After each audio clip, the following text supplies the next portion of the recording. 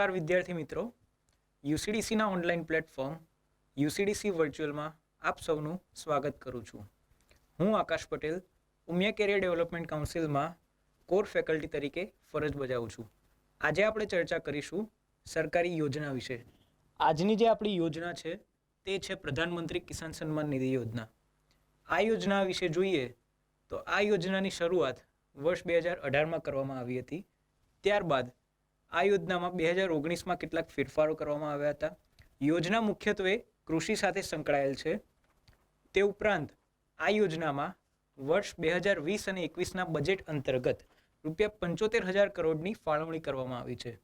તે ઉપરાંત કોરોના કાળની વચ્ચે જે પ્રધાનમંત્રી ગરીબ કલ્યાણ પેકેજ જાહેર કરવામાં આવ્યું હતું તે પેકેજ હેઠળ પણ આ યોજનાનો સમાવેશ કરવામાં આવ્યો હતો. તો શું છે પ્રધાનમંત્રી કિસાન સન્માન નિધિ યોજના, તેના વિશે આપણે આજે વિસ્તૃતમાં જોઈશું. આ યોજનાને સરળતાથી સમજવા અને યાદ રાખવા માટે યોજનાને આપણે 5 ભાગમાં વહેંચી કાઢી છે. તો એમાં જે 5 મુખ્ય ભાગ છે તેમાં સૌપ્રથમ જોઈશું યોજનાનો ઉદ્દેશ.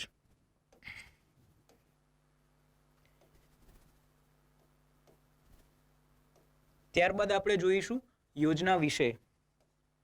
ત્યારબાદ યોજનાના લાભાર્થી પછી જોઈશું યોજના સાથે સંકળાયેલી કેટલીક બાબતો અને પછી જોઈશું લાભ કોને પ્રાપ્ત નહીં થાય. એટલે આ 5 મુદ્દામાં વહેંચવાથી આપણે સરળતાથી યોજનાને યાદ રાખી શકીશું. સૌપ્રથમ જે મુદ્દો છે તે યોજનાનો ઉદ્દેશ. તો સૌપ્રથમ જે ઉદ્દેશ છે યોજનાનો એ આવક સહાય પૂરી પાડવી. એટલે કે ખેતીલાયક જમીન ધરાવતા તમામ નાના અને સીમાંત ખેડૂતો, ખેતીલાયક જમીન ધરાવતા તમામ નાના અને સીમાંત જમીનધારક ખેડૂતોને આવક સહાય પૂરી પાડવાની. આ યોજના યુનિવર્સલ બેઝિક ઇન્કમ પ્રકારની એક યોજના છે કે સીધી જ ખેડૂતોને કંઈક પ્રકારે આવક સહાય પૂરી પાડશે. એટલે કે કોઈ પણ ખેડૂત જમીન ધરાવતો હશે તો આ યોજનાના લાભમાં એલિજિબલ થશે તો તેને આવક સહાય પૂરી પાડવામાં આવશે. બીજો જે ઉદ્દેશ છે ઇનપુટ્સની ખરીદી કરવા માટેની જરૂરિયાતો. ખેતી હોય તો એમાં વિવિધ ઇનપુટ્સની જરૂર પડે, બીજની જરૂર પડે, પછી સારું બીજ વાવ્યા પછી તેમાં પેસ્ટથી સડો ના થાય એના માટે કેટલાક રાસાયણિક દવાઓની જરૂર પડે, ફર્ટિલાઇઝરની જરૂર પડે. એવા વિવિધ ઇનપુટ્સ માટે ખેડૂતોની જે આર્થિક જરૂરિયાતો હોય તે પહોંચી વળે, તેના માટે ખેડૂતોની આર્થિક જરૂરિયાતોને પૂરી કરવામાં આવશે. એટલે આવક સહાય પૂરી પાડે એના દ્વારા આ બીજો એક ઉદ્દેશ પણ પૂર્ણ થાય. જો સારું ઇનપુટ્સ આપવામાં આવે તો પાકનું આરોગ્ય પણ યોગ્ય જળવાય અને પાકની ઉપજ પણ સારી રહે. એટલે અપેક્ષિત ખેતીની આવકને અનુરૂપ યોગ્ય પાક આરોગ્ય અને યોગ્ય ઉપજ સુનિશ્ચિત થઈ શકે. એટલે જે પ્રથમ મુદ્દો હતો ઉદ્દેશ, એના હેઠળ 3 ઉદ્દેશ છે. આવક સહાય પૂરી પાડવી, ત્યારબાદ ઇનપુટ માટે આર્થિક જરૂરિયાતો પૂરી કરવી અને યોગ્ય પાકની ઉપજ સુનિશ્ચિત કરવી. ત્યારબાદ જોઈશું યોજના વિશે. તો સૌપ્રથમ આ યોજના સેન્ટ્રલ સેક્ટર એટલે કે કેન્દ્રીય ક્ષેત્રની યોજના છે. અન્ય જે બીજી પ્રકારની યોજના હોય છે તે સેન્ટ્રલ સ્પોન્સર્ડ યોજના હોય છે. સેન્ટ્રલ સેક્ટર યોજનામાં સમગ્ર ફંડ જે આવે છે તે ભારત સરકાર દ્વારા પૂરું પાડવામાં આવે છે. જ્યારે સેન્ટ્રલ સ્પોન્સર્ડ જે યોજનાઓ હોય છે તેમાં કેન્દ્ર સરકાર અને રાજ્યો વચ્ચે 60-40 અથવા તો જે રીતે નક્કી કરવામાં આવે તે રીતે ફંડ ડિવાઈડ થતું હોય છે. આ યોજનામાં વર્ષે ₹6,000ની આવક સહાય આપવામાં આવશે. આપણે આગળ જોયું કે PM કિસાન હેઠળ મુખ્ય જે ઉદ્દેશ છે એ ખેડૂતોને આવક સહાય આપવાની. તો કેટલી? ₹6,000 વાર્ષિક. ફંડ સીધા લાભાર્થીઓના બેંક ખાતામાં સ્થાનાંતરિત થશે. આ યોજના હેઠળ DBTના માધ્યમથી બેંક ખાતા જે હોય લાભાર્થીના તેમાં સીધા જ ₹6,000 ટ્રાન્સફર થાય. પણ 6,000 ડાયરેક્ટ નહીં થાય. એ કેવી રીતે થશે એ આપણે જોઈશું.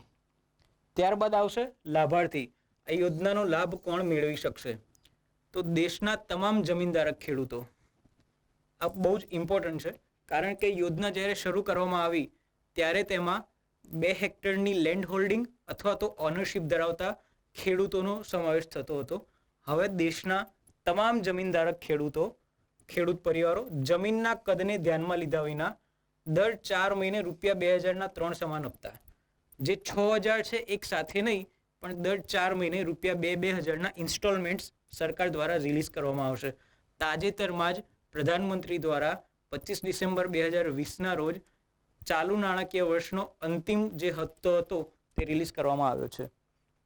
લાભાર્થી એટલે કે ખેડૂત પરિવારો જે લાભ મેળવી શકવાના છે તેની ઓળખ કેન્દ્ર સરકાર નહીં પરંતુ જે તે રાજ્ય સરકારના હસ્તક રહેશે. એટલે કે રાજ્ય અને કેન્દ્ર શાસિત પ્રદેશ જે હોય તે નક્કી કરશે કે તેના રાજ્યમાંથી કયા ખેડૂત પરિવારને આ યોજનાનો લાભ પ્રાપ્ત થશે. દાખલા તરીકે ગુજરાતના જે ખેડૂતો છે તેને આ યોજનાનો લાભ પ્રાપ્ત થશે કે નહીં થાય તે નક્કી કરવાનું કામ છે ગુજરાત સરકારનું, પણ યોજના હેઠળ જે ફંડ આવશે તે કેન્દ્ર સરકારમાંથી આવશે. ત્યારબાદ આપણે જોઈશું અન્ય કેટલીક બાબતો. તો સૌ પ્રથમ જોઈશું કુટુંબની વ્યાખ્યા. આ યોજના અંતર્ગત જે કુટુંબ છે એની વ્યાખ્યામાં પતિ, પત્ની અને સગીર બાળકો એટલે કે 18 વર્ષથી ઓછી વયનો બાળક, માઇનોર જેને આપણે કહીએ છીએ, તેને સમાવેશ થાય છે. નોંધણી કેવી રીતે કરવી? તો ખેડૂત પોર્ટલ દ્વારા, ફાર્મર્સ કોર્નર સેન્ટર જે હોય પોર્ટલમાં તેના દ્વારા નોંધણી કરાવી શકે છે, અથવા તો સામાન્ય નોંધણી કેન્દ્ર દ્વારા આ યોજના હેઠળ નોંધણી કરાવી શકે છે. ત્યારબાદ યોજનાનો લાભ તે જ ખેડૂત પરિવારને આપવામાં આવશે જેમના નામ જમીનના રેકોર્ડમાં દાખલ હોય. જમીનમાં રેકોર્ડમાં તમારું નામ દાખલ છે તો તમને આ યોજનાનો લાભ મળશે. પણ તેમાં કેટલાક અપવાદ છે. દાખલા તરીકે વનવાસીમાં, નોર્થ ઇસ્ટના રાજ્યો અને ઝારખંડ. આ અપવાદમાં લેન્ડ રેકોર્ડ માટે અલગ પ્રકારની નિયમોની જોગવાઈ હોવાથી તેને અપવાદ રાખવામાં આવ્યું છે. ત્યારબાદ આપણે જોઈશું લાભ કોને પ્રાપ્ત નહીં થાય. આપણે જોયા લાભાર્થી, જોયા અન્ય બાબતો જોઈ. હવે જોઈશું લાભ કોને પ્રાપ્ત નહીં થાય. સંસ્થાકીય જમીનધારકો એટલે કે ઇન્સ્ટિટ્યુશનલ લેન્ડ હોલ્ડર્સ, એવા લોકોને આ યોજનાનો લાભ પ્રાપ્ત નહીં થાય. ત્યારબાદ ઉચ્ચ આર્થિક દરજ્જાના લાભાર્થીઓની કેટલીક કેટેગરી એટલે કે તેમનું ઇકોનોમિક સ્ટેટસ થોડુંક ઉચ્ચ કક્ષાનું હોય, જેમાં કોનો સમાવેશ થાય છે? સૌપ્રથમ બંધારણીય હોદ્દાના ભૂતપૂર્વ અને હાલના ધારક, જે બંધારણીય હોદ્દો ધરાવે છે અથવા તો ભૂતપૂર્વ ધરાવતા હતા એવા ધારકોને આ યોજનાનો લાભ પ્રાપ્ત નહીં થાય. ત્યારબાદ ગત આકારણી વર્ષમાં આવકવેરો ભરેલો હોય એવા વ્યક્તિઓને પણ આ યોજનાનો લાભ પ્રાપ્ત નહીં થાય. નિવૃત્ત પેન્શનર, એમાં પણ જેનું પેન્શન ₹10,000 અથવા કે તેનાથી વધુ હોય તેવા લોકોને આ યોજનાનો લાભ પ્રાપ્ત નહીં થાય. તો આ હતી મિત્રો પ્રધાનમંત્રી કિસાન સન્માન નિધિ યોજના.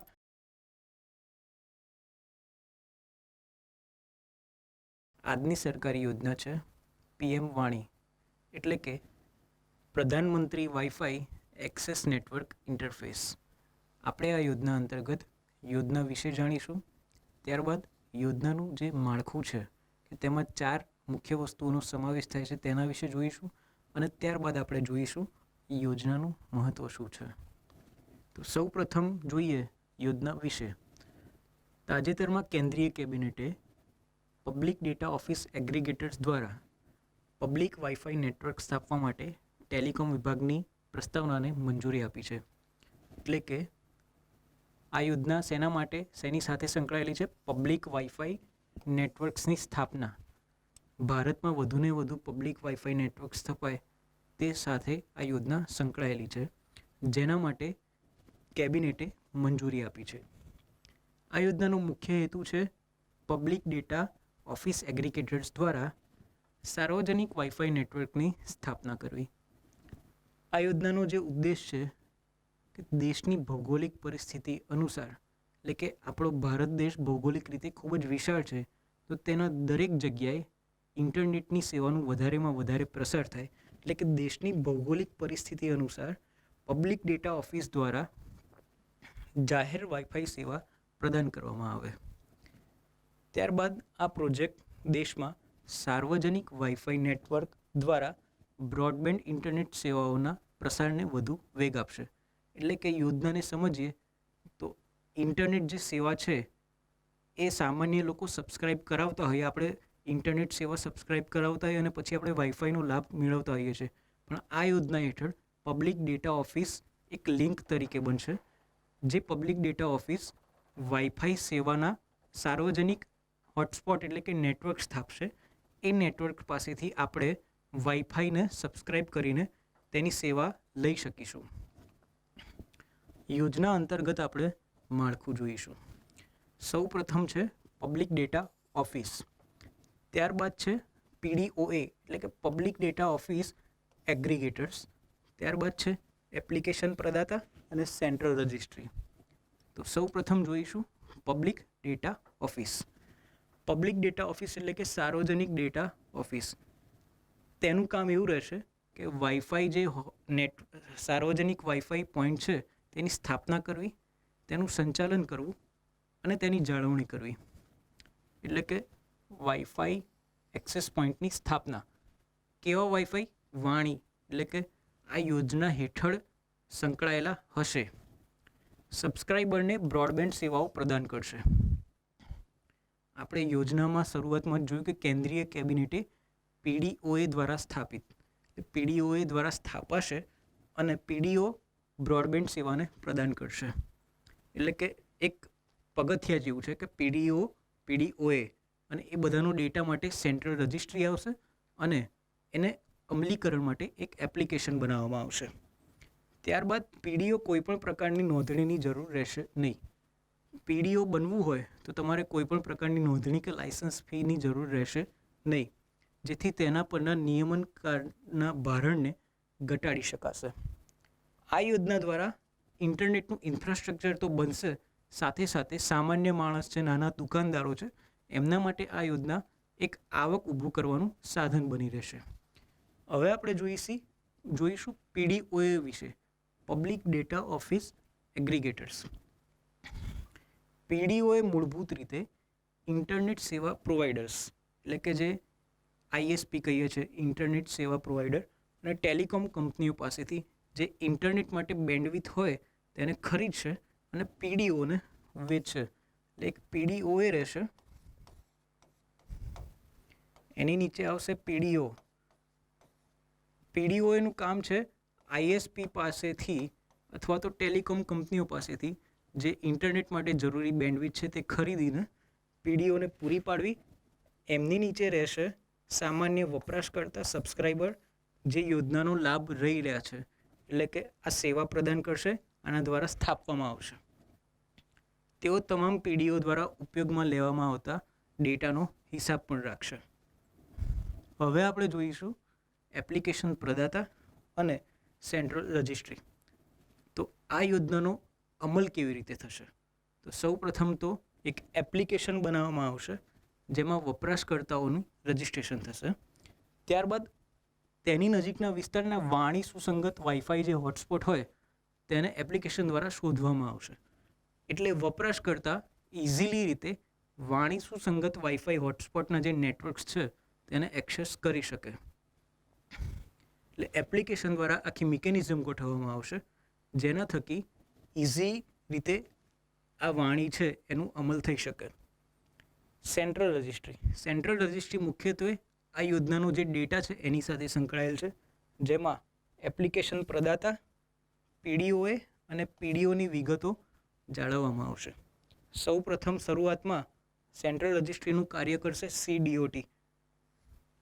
આ ટેલિકોમ જે ડિપાર્ટમેન્ટ છે તેની ઓટોનોમસ R&D સંસ્થા છે. ફૂલ ફોર્મ છે સેન્ટર ફોર ડેવલપમેન્ટ ઓફ ટેલિમેટિક્સ.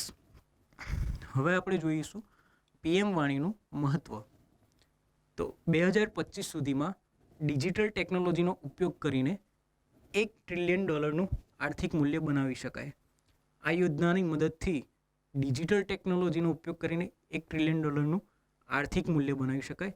બીજું એક જે ભારતે એક ટાર્ગેટ સેટ કર્યો છે PM મોદીએ કે 2024-25 સુધીમાં $5 ટ્રિલિયન ઇકોનોમી બનાવી. પ્રોજેક્ટ ભારતમાં વધી રહેલા ડિજિટલ વિભાજનને દૂર કરશે. કેટલીક જગ્યાએ ડિજિટલાઇઝેશન ખૂબ જ વેગથી થઈ રહ્યું છે, કેટલાક એવા ભાગ છે કે જ્યાં ડિજિટલાઇઝેશનનો ખૂબ જ અભાવ છે, ત્યાં ઇન્ટરનેટની સેવાઓ ઉપલબ્ધ નથી. તાજેતરમાં જ આપણે જોયું છે કે કોરોના આવ્યો ત્યારબાદ એજ્યુકેશન જે સેક્ટર છે તેમાં ડિજિટલ વિભાજન ખૂબ જ જોવા મળ્યું છે. એટલે કે કેટલાક લોકોને તે ઇઝીલી એક્સેસેબલ છે, કેટલાક લોકો પાસે મોબાઈલની પણ સુવિધા નથી. ત્યારબાદ ભારતમાં જે મોબાઈલ ઇન્ટરનેટ પરનું જે ભારણ છે એ આ યોજના દ્વારા ઘટાડી શકાશે. એક રિપોર્ટ અનુસાર કે જે ઇન્ડિયા ઇન્ટરનેટ દ્વારા બહાર પાડવામાં આવે છે તે બતાવે છે કે ભારતમાં જેટલા પણ વપરાશકર્તા છે તેમાંથી 99% મોબાઈલ પર ઇન્ટરનેટને એક્સેસ કરે છે. તે ઉપરાંત આ જે મોબાઈલ પર ઇન્ટરનેટનું એક્સેસ કરવામાં આવે આટલા બધા લોકો દ્વારા, તેનાથી તેની ગતિ અને તેની ગુણવત્તા પર અસર પડે છે. એટલે આજે આપણે જે PM વાણી જોઈ એની મુખ્ય જે બાબત છે એ સામાન્ય લોકોને PDO દ્વારા વાઈફાઈ ઇઝીલી રીતે એક્સેસેબલ બની શકે અને ડિજિટલ વિભાજન દૂર કરીને ભારતના તમામ છેડે એટલે કે તમામ ગામડાઓ સુધી અને છેવાડાના લોકો સુધી પણ ઇન્ટરનેટની સેવા પ્રદાન કરી શકાય. Thank you.